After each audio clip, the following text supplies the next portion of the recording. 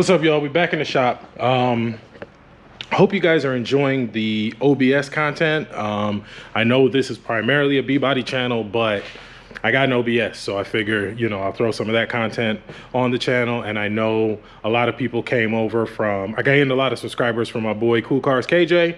And, that's all he do is the OBS. Even though he hasn't been posting a lot of OBS stuff lately, it's been more of his hot shot trucking and towing and stuff. And, that I enjoy watching that stuff because I do that, on the side. So I'm back with some B-Body stuff, some B-Body LS swap stuff.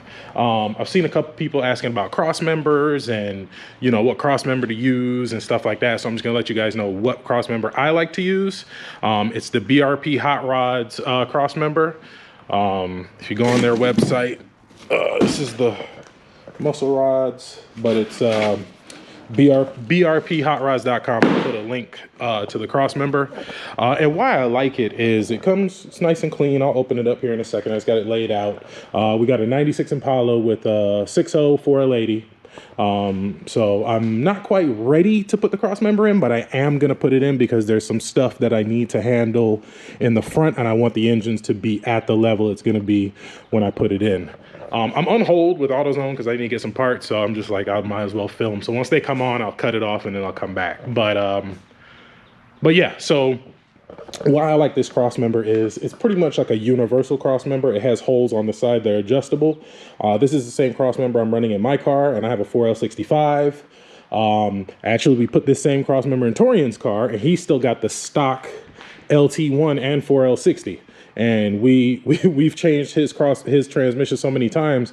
I got tired of dealing with that big, heavy, stupid Crossmember. And I was like, look, man, as many times we didn't put a transmission in this car, let's get you a better Crossmember. And he's gonna be doing an LS swap pretty soon. So I was like, we'll have it for this time. And then when you do the LS swap, whether you go 60 or 80, we can still use the same Crossmember. So that's why I like it. It's about 300 bucks. You don't have to buy their mounts because I actually use the KDS mounts with this Crossmember. You do not have to use the BRP engine mounts to use this Crossmember. It will work with the KDS mounts or pretty much any mounts that you want to use because it is adjustable. There's holes on the side and sometimes it's a little tough to get lined up, but I'll show you guys. This is the 4L80.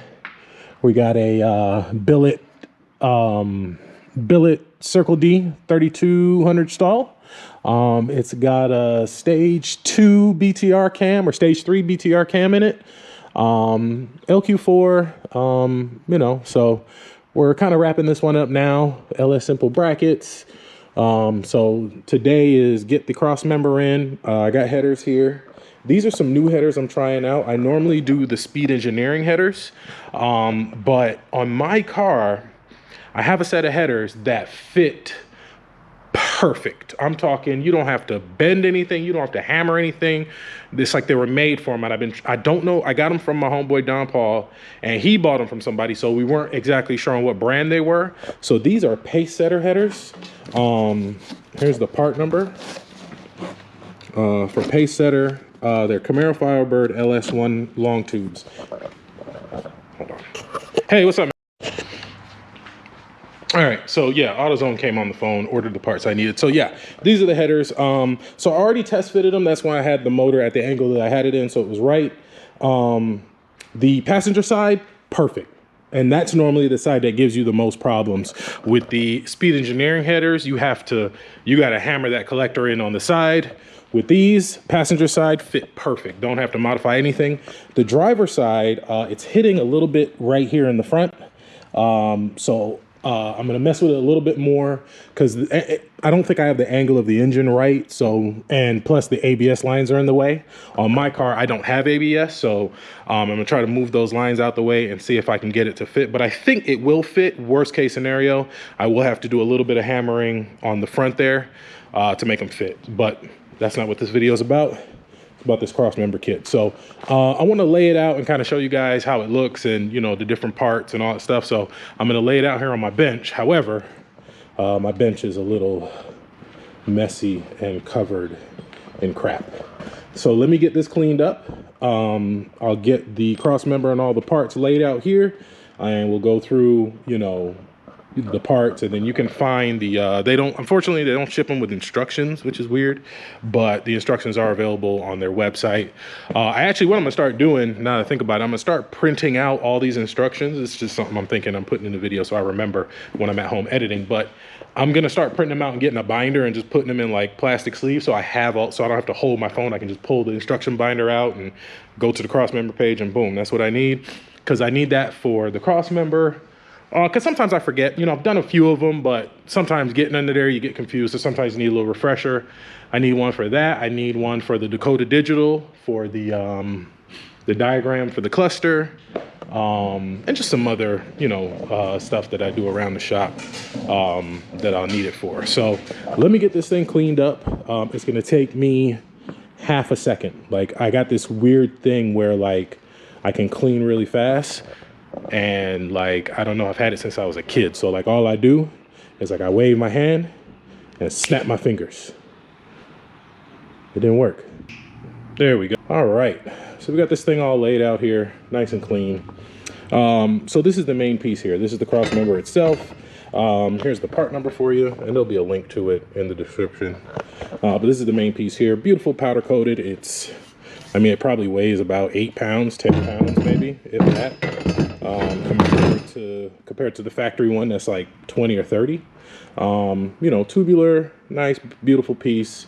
You got a couple plates here that mount to the frame, and then you have a new energy suspension transmission bushing, and then you got some spacers here that will go on here so you can adjust the angle of the transmission. Comes with hardware. Do keep in mind though, every time I've ordered this, I've never got enough hardware, because I can already look at this bag and see that it's not enough hardware, because you got to have 2 bolts there, 2 bolts here, 2 bolts here, 2 bolts here, 2 bolts here, and 2 bolts here. And I can already tell just looking at this, there's not going to be enough. It's not even close to enough.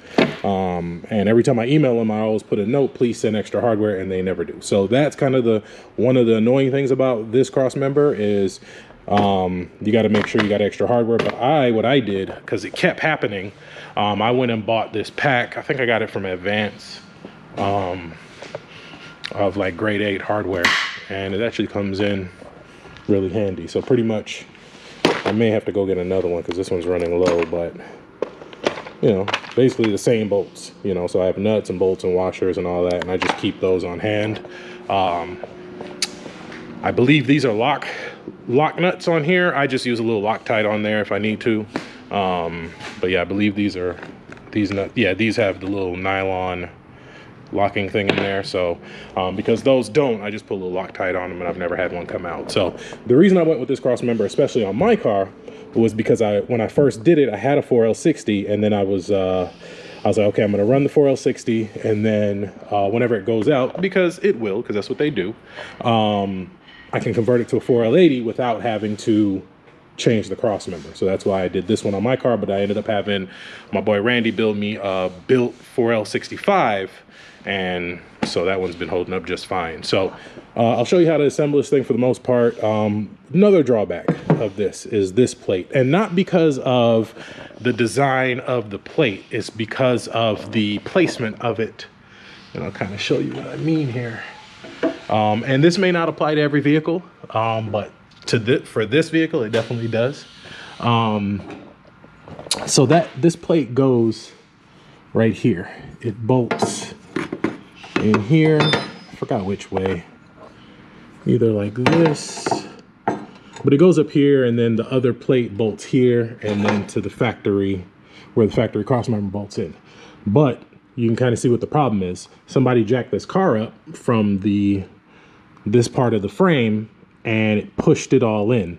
So that's why I said it won't be the same for every car. Luckily on my car, nobody did that. So mine was like perfectly straight. So it was super easy. I think Torian's wasn't too bad. It was bent, but not a lot. And this one, I've actually bent it down a little bit because I was doing, making room for the new fuel system, and the fuel lines and getting the old lines out. So I've actually already bent this down. It was way up there. So that's one drawback of it, is this right here. So I got a big pry bar right there, and I basically just got to pry it down and get it to where it'll fit good. And then, you know, we put this, and I'll show you how to put it in and all that good stuff. So that's about it. I mean, so we'll get started on it. And like I said, I'm not putting it in permanently. I need to put the car back on the ground because I have to tie some stuff up in the front, and then I may have to take it off of the lift. For tomorrow, I got my boy Clint coming to do some fab work for me on another car that I have. So for that, I may have to take this off the lift so he can do his thing. So let me get a couple pieces put in, and I'll kind of show you how it goes. All right, so we got the mounts kind of placed in here. You want to put them in loose until you get everything kind of tightened up. Got the transmission mount in, passenger side mount is in. Driver side mount's a little bit trickier because so I got this side in, I got it down here, but you see the angle, it's pushing it up too high. So I'm gonna use the pry bar and try to bring it down a little bit so I can fit the bolts. Waiting on some food to come, and I think that's it. I think that's my food. And I got my boy Tank here putting an alarm in the two-door for me. That's how I have one. All right, so I don't know where I left the video off, but it's the next day. This thing frustrated the hell out of me, mainly because the frame is so bent. So I think I got it pretty good. I borrowed this huge pipe wrench from my neighbor, and what I've been doing is using the torch and just heating up right here and trying to bend it back. So what was happening was when I had the Crossmember in yesterday, it was too far up, so I couldn't bolt anything in. I couldn't even test fit it. So I got upset, walked away, and then went home. So I'm back on it, you know, fresh. So so it's coming. It's getting a lot better. I mean, this thing was almost at an angle like that, and now I'm starting to get it, you know, kind of down. So yeah, and how this happens is when somebody jacks the car up from here, or sometimes if it's been picked up with a forklift or something, they'll bend the frames like this. Yeah, see? So I'm pretty sure this has been picked up with a forklift before, because it's in the same spot on both sides. So so I'm gonna fight with it a little bit more. It's coming though. It's definitely a lot better. The trick is though trying to get everything bent back. So you know, it's coming. So if you have to do this, it's a pain in the ass. But I think once I get it, then I can get the Crossmember in. Once I know the Crossmember will go in and all that's good. Summit's kind of got me held up right now because I ordered the fuel lines and fittings for this car, and I've had the parts for this car for a long time, but they've just been sitting in a box, and then I'm like working on a car and I need something, so I grab it out of it, and I was like, oh, I'll put it back later. And now we're here trying to do it, and there's a bunch of stuff missing. So I ordered everything like 2 days ago. Supposed to be here yesterday, didn't show up. Supposed to be here today. I stayed home till about noon. That's usually when my FedEx guy comes. Still didn't show up. So what it's holding me up from doing is the transmission cooler lines and finishing the fuel system. Once I get that done, the transmission cooler lines, fuel system, dipstick, get the shift linkage in there, I can actually just sit it on the Crossmember and put the car on the ground, put the headers in and all that stuff. So once those lines come, then we can get that done. So I'm gonna fight with the frame a little bit longer so I can get this Crossmember in and kind of go from there. Did a little bit of work to the Tahoe yesterday. We got some new headlights. So actually, shout out to my boy Justin. He gave these to me. Well, we traded some stuff for it, and I put some LEDs in it. I have the matching clear ones. I ordered them from eBay. They're coming. And I actually have some clear corners, but I put them on there. I didn't like them, so I took them back off. So I'm gonna leave the amber corners on there. I'm not gonna use the clear ones. There was a guy on one of the OBS pages. He happened to be local, gave them to me for 20 bucks, so it was pretty cool. Actually, he gave me 2 sets of corners and the license plate light, but the tag light on these is different, so I couldn't use it, but I can use it on the Sierra. We got some other stuff we're doing to this thing. Getting ready to put a double din kit in it. So I bought this one. It's like 20 bucks, and basically you just snap it into place, trace out, and then you cut right here. and then you can put a double dent in it. So part number is that. So that's about it. So let me jump back on this thing. That's a whole nother video, a whole nother project. But yeah, so I'm gonna fight with this some more, and I'll keep you guys updated.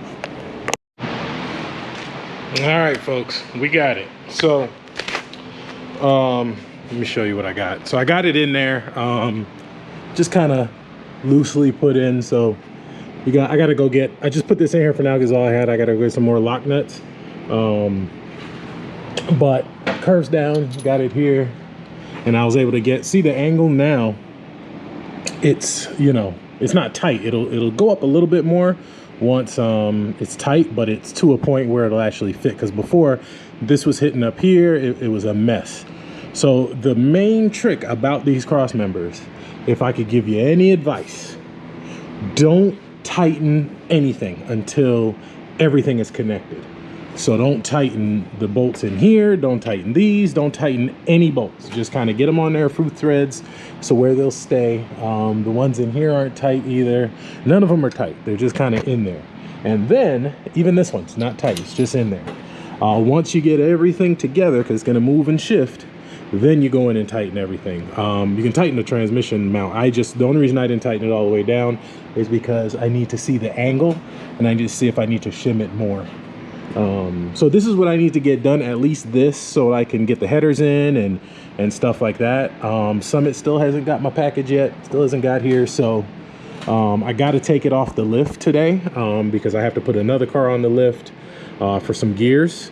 And my fabricator, he also does a lot of my rear end work for me. He's actually coming here to check it out, so we're gonna have to put it on the lift. So I just want to be able to put the Crossmember in where the transmission wasn't dragging on the ground, and I figured, you know, this would be a cool thing to show people, because I see a lot of messages or a lot of posts, hey, what Crossmember should I use? And I'm pretty mechanically inclined, and when I first got this thing, it was a little tricky to figure out, but I've done so many of them now, it's, you know, so I figured I'd make this video to help, you know, anybody who wanted to do this. You kind of got an idea of what you're in for. So pay attention to your frame, because if I didn't have a lift and I had to do that on the ground to straighten that out, it would have been very frustrating, and it would have been a lot more work, because you're laying on your back and you can't quite get the leverage you need. So I'm lucky that I have a lift. I always say there are two things that I've bought in my life that were the greatest investments I've ever made, and one of them was this lift, and the other one is my car hauler trailer.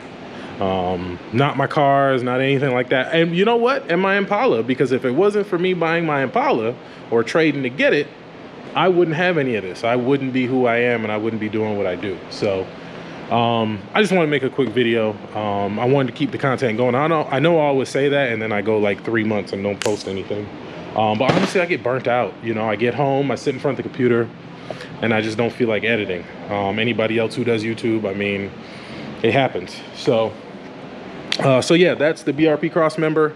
I have another car coming in where I'm going to use their mounts, their actual engine mounts, and I'll make a video about that, because that one you have to take your old clamshell mounts out and put theirs in. So I'll do that when the time comes. Yeah, no, just yell while I'm making a video. Catch y'all in the next one.